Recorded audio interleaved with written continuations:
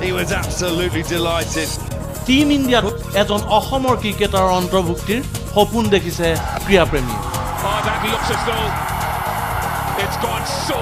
IPLত চমক সৃষ্টি কৰা অসমৰ ৰিয়ান পৰাগৰ জৰিয়তে ক্ৰীড়াপ্ৰেমীয়ে দেখিছে এই সপোন ৰিয়ানে পাৰিবনে এই সপোন বাস্তৱ কৰিবলৈ IPL খেলি আহি স্বগৃহত উপস্থিত হৈ এই সপোনৰ কথা ব্যক্ত কৰিলে স্বয়ং ৰিয়ান পৰাগে ৰিয়ানৰ লক্ষ্য টিম ইণ্ডিয়াৰ হৈ খেলা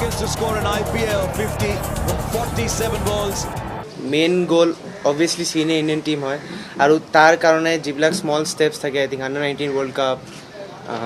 Vivo IPL বা domestic season এনেকৈ লাহে লাহে gradually যাব লাগিব I think Ranji Trophy is the main cricket that's played in India the focus is solely on Ranji Trophy I think তাতে ভাল কৰিব লাগিব আৰু আমি ম্যাচ জিকিব লাগিব খালি মই ভাল অকলে কৰিলে নহ'ব I think মই যদি ম্যাচ জিকাব পাৰোঁ I think এইটো মোৰ কাৰণে বেছি ডাঙৰ এচিভমেণ্ট হ'ব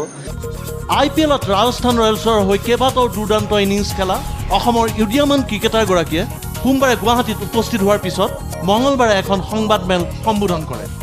আৰু এই সংবাদমেলতেই ইটোৰ পিছত সিটো IPLৰ অভিজ্ঞতা বৰ্ণনা কৰিলে ৰিয়ানে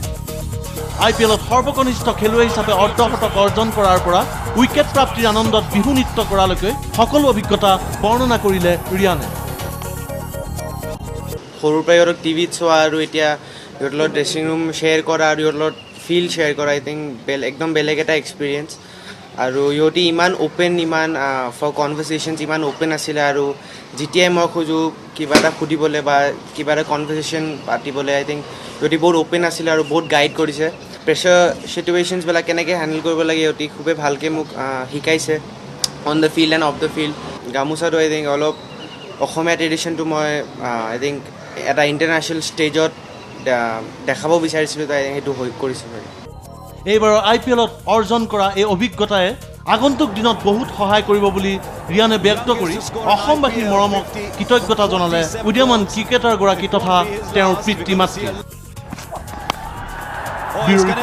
নিউজ লাইভ